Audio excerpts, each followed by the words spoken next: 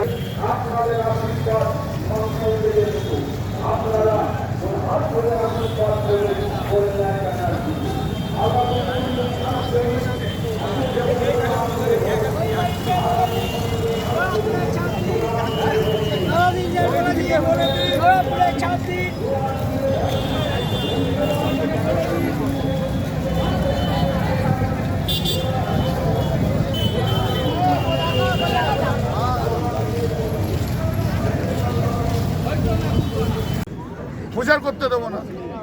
এই যে আজকে গতকাল রেড হয়েছে ইনকাম ট্যাক্স, লকেট হারবে বলেই তো মোদি এটাকে করিয়েছে, পারপাসফুলি করিয়েছে। যদি এসব অভিযোগ থাকে তুমি আগে করাওনি কেন?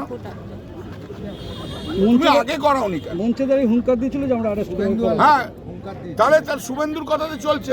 শুভেন্দু দেখছে যে নির্বাচনে হারছি, ওর তো কোনো বীরত্ব নেই। ও তো নরেন্দ্র মোদীর মুখ, অমিত শাহর শরীর, কোটি কোটি হাজার হাজার কোটি কোটি টাকা, ইডি, সিবিআই, ইনকাম ট্যাক্স, আর ও একটা করাপ্টেড অভিজিৎ গঙ্গোপাধ্যায়ের মতো জজ, তবে ও নেতা হয়েছে, নাহলে ওর নেতা হওয়ার ক্ষমতা আছে নাকি? দাদা আরেকটা কথা, যে তৃণমূলের তো একটা স্লোগান যে বাংলা নিজের মেয়েকে চাই, সেখানে বাংলা নিজের মেয়েকে চাই তো গতবার 2021 বাংলার সরকার, সেটা থেকে দীপশিতা বলছে আমি বাংলার মেয়ে, আমাকেই বাংলা। না না, সেটা তো ও আগে বলুক যে মমতা বন্দ্যোপাধ্যায়কে ও ফলো করতে চায়, তারপর তো কথা বলবে। মমতা বন্দ্যোপাধ্যায় নীতি যে ও ফলো করতে চায় আগে বলুক পরিষ্কার করে যে হ্যাঁ মমতা বন্দ্যোপাধ্যায় ঠিক, মমতা বন্দ্যোপাধ্যায় যা বলেছে তাই। তা ও তো দিল্লিতেই যে মেয়ে থাকে, আর সে আর বাংলার মেয়ে কখন হলো? জন্মেছিল, একটু বড় হয়েছিল, ওর তো দিল্লিতেই পড়ে থাকে, হারে আবার দিল্লি চলে যায়, হারে আবার দিল্লি চলে যায়।